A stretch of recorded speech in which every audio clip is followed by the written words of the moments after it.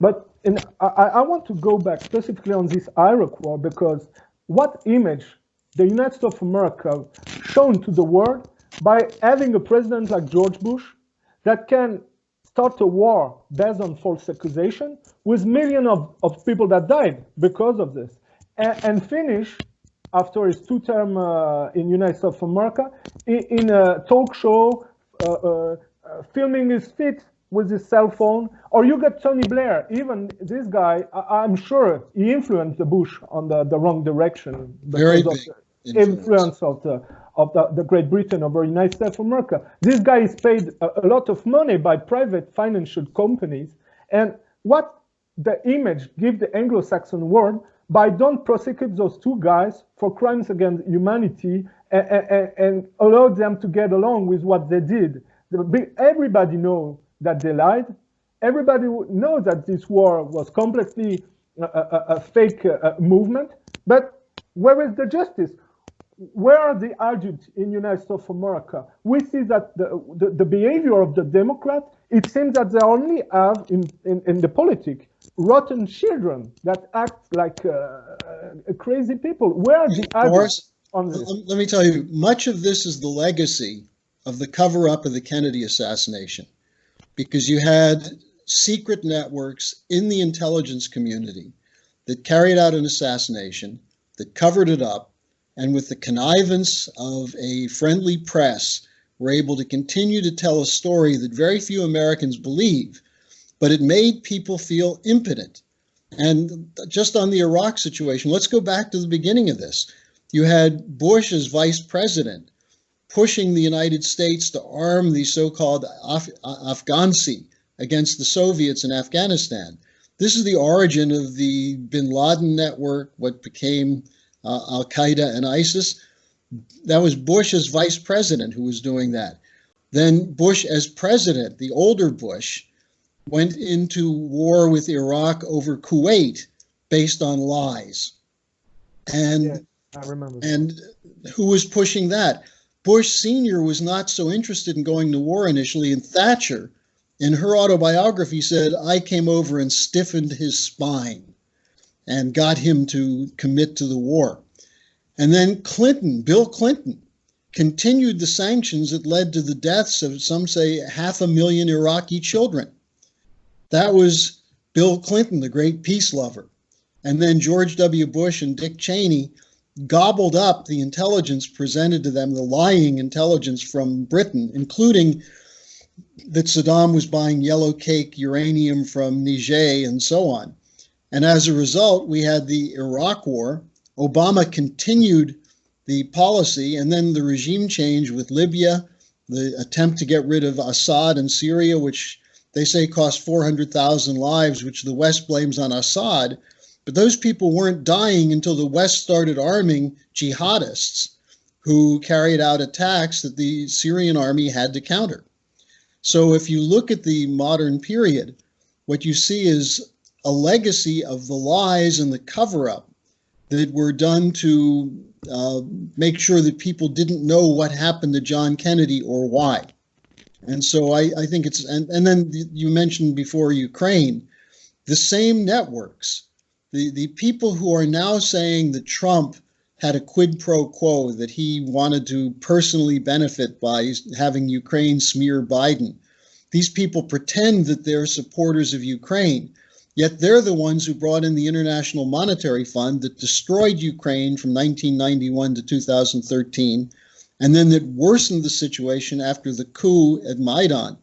And interestingly, the same kind of Nazi networks that were used by the U.S. State Department and U.S. intelligence community to overthrow the Yanukovych regime in Ukraine, those are the same kind of fascist elements that were recruited by Allen Dulles and James Jesus Angleton after World War II to provide a strike force inside Europe, which became known as Operation Gladio, which is minimally a peripheral player in the Kennedy assassination, and it may very well be that those networks provided the shooters. So we see a continuity of behavior that includes Nazis, it includes bankers, it includes money launderers, it includes lying media. And this is why they're so angry at Trump, not because Trump is such a great guy, but because Trump is saying, why should Americans go to war and be killed for the purposes of defending this financial system, which doesn't benefit the American people? I agree with you. What is very shocking is when you got some people like George Soros, who are Jews, and are not supposed to go with the neo-Nazis. And that is also a shocking part, that among those, you get a movement into the Jew. I mean, Jews are not all the same people, but you got some people involved in those movements that are Jews. There are some Jews that match with this. This is shocking in some way. Well, you know, you talk about the Kennedy assassination, you're talking about Bloomfield, you're talking about the Bronfman networks, Tibor Rosenbaum, who was one of the funders of these networks. But it's partly because some of the prominent international bankers were Jewish. It's not that Jews ran it. You know, the idea that there's a Jewish conspiracy running the world is absurd, because where did the Rothschilds get their power from initially? It came from the monarchy. It came from the old families that used them to carry out the policy of usury, which was, according to Christianity, is a sin. But it's not a sin in Judaism, so you hire a Jewish banker to do the dirty work. I agree with you, but this is important for the audience.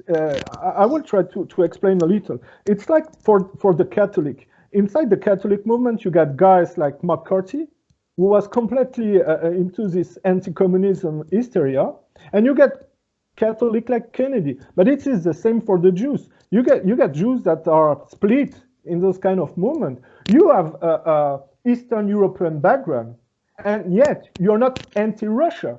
But you got some Jews, like I saw the Rob Reiner, the director of the good movie Misery, is pushing on the media against Russia, because it seems that he has an anger from the past, because the situation must have been really hard for the Jew into the East, I suppose, because the way some people are pushing for war against Russia is just surprising.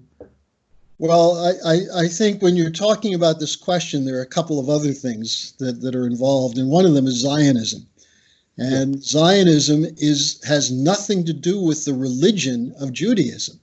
Okay. The people who became Zionists were largely funded by British elite who wanted to set up a Jewish state in the Middle East, not because they were upset about Jews being persecuted, but because, for the same reason, they backed the Al Saud family to take over the Arabian Peninsula instead of the family of Sharif Hussein. They chose certain elements as they redrew the map. And remember, who was it who redrew the map of the Middle East in the early 1900s? It was the Sykes-Picot Treaty. It was the French and the British. And the French were given a few spoils here in Lebanon and part of Syria in return for accepting the British becoming the replacement for the Ottoman Empire. And what was the real issue then? This is where we're getting to the core of everything, Boris. It wasn't oil, because oil didn't become so important until a little bit later, and we didn't know how much oil there was in the Middle East. It was land routes versus sea routes. The British were terrified that the Berlin to Baghdad Railroad, the Trans-Siberian Railroad, would bring Eurasia together against the control of the British and their seaports and their deep blue sea navy. And so this is what geopolitics is all about. How could the British pit the French against the Germans and the Germans against the Russians? How could they manipulate to create a World War I, where you essentially had three empires, the Ottoman Empire, the Russian Empire, and the Austro-Hungarian Empire, fighting over the same area, which in the Balkans. This is just classic British geopolitics. And what I find fascinating, going back and reviewing my notes on the Kennedy assassination, is that Kennedy was an opponent of any empire, but especially the British Empire.